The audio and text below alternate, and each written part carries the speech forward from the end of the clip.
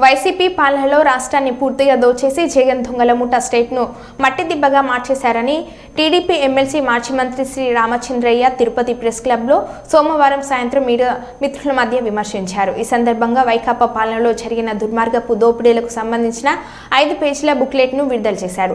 తిరుమల తిరుపతి దేవస్థానం శ్రీవారి మహా ఆలయాన్ని నిలువు దోపిడీ చేశారని అన్నారు.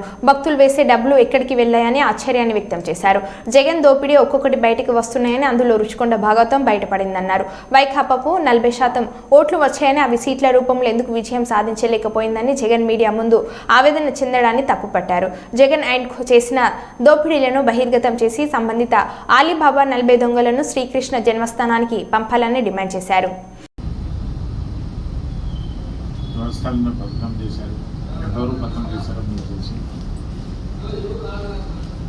ఆ పతనం ద్వారా వాళ్ళు ఎంతవరకు సంపాదించారో కూడా తెలుసు.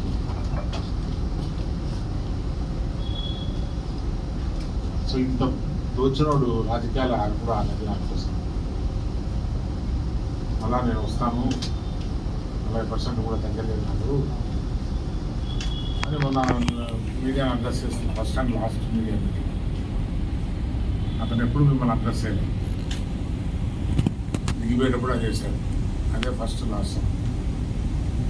ఆ వీడియోలో చెప్తాడు, నాకు 40% తగ్గలేదు, నేను చేసినా కూడా అవకాశం ఇస్తే ఇంకా పూర్తిగా చేస్తున్నాడు. సో ఇటువంటి దోపిడీదారులు ఈ రాష్ట్రాన్ని పరిపాలించడానికి అనవద్దు. ఇంకా ఎంత పూర్తి ప్రజలు వాస్తవాలు తెలియాలంటే ఎంక్వైరీ కమిషన్ వేయాల్సిన అవసరం.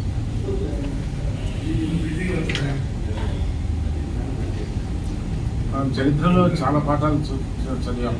చరిత్ర చదివాము. జపాన్ పైన హిరోషిమా నాగసాకి బాంబ్స్ వేయటం, అంటే అమెరికా, బ్రిటన్ గడ్డి కూడా మనం అనేటువంటి పరిస్థితి ఏర్పడింది. ఈ గుడిని ప్రాంతాల్లో గడ్డి కూడా మనం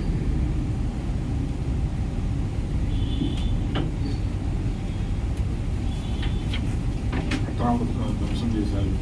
కానీ వాళ్ళకి ఏమాత్రం తగ్గదు. ఏమాత్రం తగ్గదు.